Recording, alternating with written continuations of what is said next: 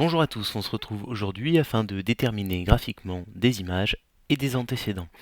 Donc nous sommes au niveau de la classe de seconde. Donc tout d'abord, on va regarder une fonction qui est cette fonction f définie sur R par f de x égale x au carré moins 5x, et en dessous je vous ai mis la courbe représentative de cette fonction. Donc on va commencer par les images et on va avoir deux questions. On va essayer de déterminer graphiquement f de 2 et l'image de 5 par la fonction f. Donc on commence par f de 2. Pour déterminer graphiquement f de 2, on va d'abord regarder sur l'axe des abscisses. Je vous rappelle que c'est l'axe horizontal et on va se placer à 2 et on va tracer la parallèle à l'axe des ordonnées jusqu'à la fonction.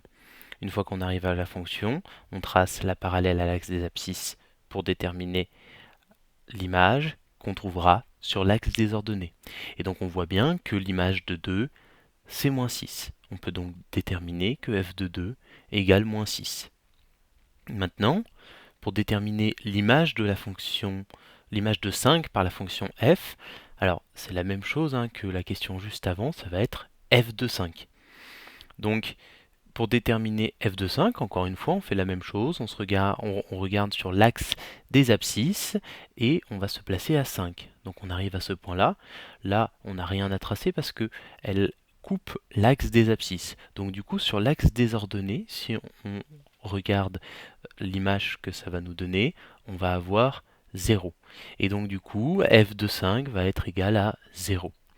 Donc voilà comment on détermine graphiquement des images.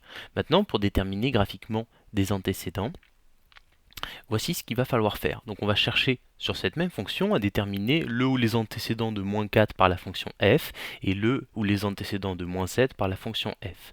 Donc nous commençons avec moins 4 et nous reprenons la fonction.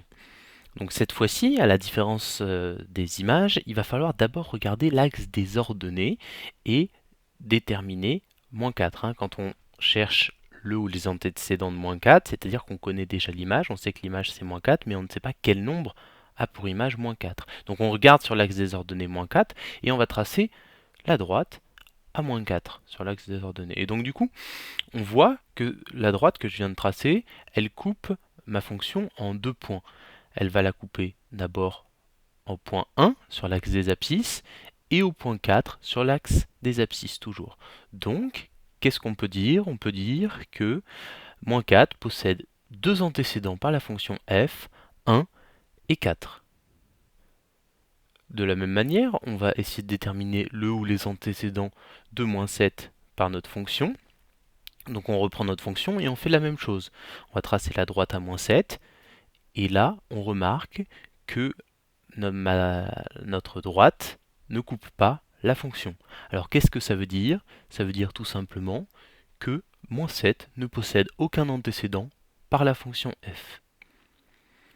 Petit récap, pour finir, pour déterminer graphiquement l'image d'un nombre par une fonction, il faut d'abord regarder l'axe des abscisses pour trouver l'image qui correspond sur l'axe des ordonnées.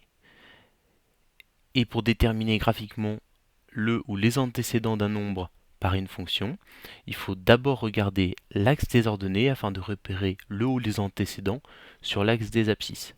Et il peut aussi ne pas y en avoir comme on vient de le voir pour les antécédents.